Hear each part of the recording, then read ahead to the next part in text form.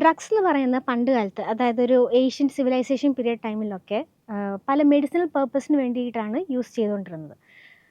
For example, ഈ poppy പ്ലാന്റിൽ നിന്ന് കിട്ടുന്ന ഓപ്പിയോയിഡ്സ് എന്ന് പറയുന്നത് പണ്ട് കാലത്ത് ഒരു പെയിൻ റിലീഫർ ആയിട്ടാണ് യൂസ് ചെയ്തുകൊണ്ടിരുന്നത്.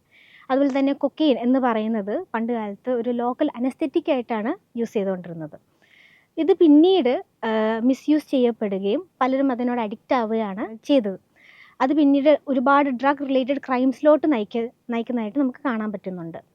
ഇപ്പോൾ നമ്മുടെ കേരളത്തിൽ കുറച്ച് നാളുകളായിട്ട് ഈ ഒരു drug misuse, drug related cases ഒരുപാട് റിപ്പോർട്ട് ചെയ്യുന്നതായിട്ട് കാണുന്നുണ്ട്.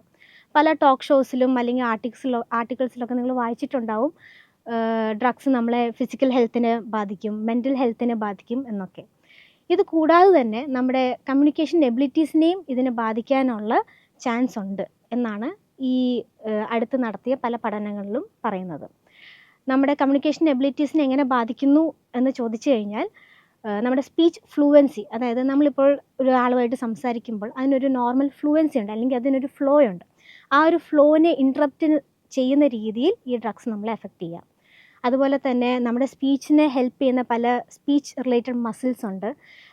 ആ മസിൽസിന് വീക്ക്നെസ് വരുത്തുകയും ഒരു സ്ലേർഡ് സ്പീച്ച്, അല്ലെങ്കിൽ സംസാരിക്കുമ്പോൾ കുഴഞ്ഞു പോകുന്നതായിട്ട് കാണുന്നുണ്ട്.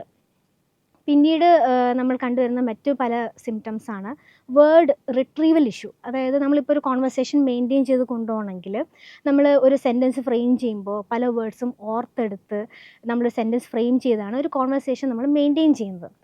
അപ്പോൾ ഇതിലും നമ്മുടെ ഡ്രഗ്സ് എഫക്റ്റ് ചെയ്യുന്നതായിട്ട് കാണുന്നുണ്ട്. അതായത് നമുക്ക് വേർഡ്സ് ഓർത്തെടുത്ത് ഒരു സെൻറ്റൻസ് ഫോം ചെയ്ത് ഒരു കോൺവെർസേഷൻ മെയിൻറ്റെയിൻ ചെയ്യാൻ പറ്റാതെ വരിക എന്നുള്ള ഒരു സിംറ്റം വരെ ഈ ഡ്രഗ്സ് യൂസ് ചെയ്യുന്നവരിൽ കാണാറുണ്ട്.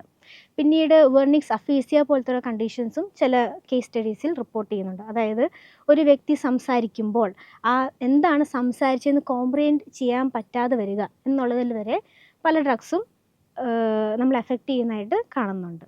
സോ നമ്മുടെ ഫ്രണ്ട്സ് സർക്കിൾ പലരും ഈ പറഞ്ഞ ഡ്രഗ്സ് ഏതെങ്കിലുമൊക്കെ ഉപയോഗിക്കുന്നവരായിരിക്കാം. ഒരു പക്ഷേ ഈ വീഡിയോ കണ്ടുകൊണ്ടിരിക്കുന്ന നിങ്ങൾ ഇതിൽ ഏതെങ്കിലുമൊക്കെ ഉപയോഗിക്കുന്നുണ്ടാവാം. അങ്ങനെയാണെങ്കിൽ ഈ ഒരു പീസ് ഓഫ് ഇൻഫർമേഷൻ നിങ്ങൾക്ക് വേണ്ടിയുള്ളതാണ്. എപ്പോഴും ഓർക്കുക, ഇന്ന് ചിലപ്പോൾ നിങ്ങൾക്ക് തോന്നാം എനിക്ക് ഇതുവരെ ഒരു കുഴപ്പവും പറ്റിയിട്ടില്ല, ഇത്രയും വർഷമായിട്ട് ഞാൻ യൂസ് ചെയ്യുന്നു എന്നൊക്കെ. പക്ഷേ ഇന്ന് നിങ്ങൾക്ക് കുഴപ്പമൊന്നും ഇല്ലാത്തത് നാളെ നിങ്ങൾക്ക് കുഴപ്പമൊന്നും ഉണ്ടാവില്ല എന്നുള്ളതിൻ്റെ ഗ്യാരണ്ടി അല്ല. സോ ഈ ഡ്രഗ് യൂസ് ഡെഫിനറ്റ് ആയിട്ട് നമ്മുടെ ഫിസിക്കൽ അല്ലെങ്കിൽ മെൻ്റൽ ഹെൽത്തിനെ ബാധിക്കുന്നുള്ളത് പ്രൂവ്ഡ് ആണ്. അതുകൊണ്ട് തന്നെ എത്രയും വേഗം നിങ്ങൾ മെഡിക്കൽ ഹെൽപ്പ് തേടുക.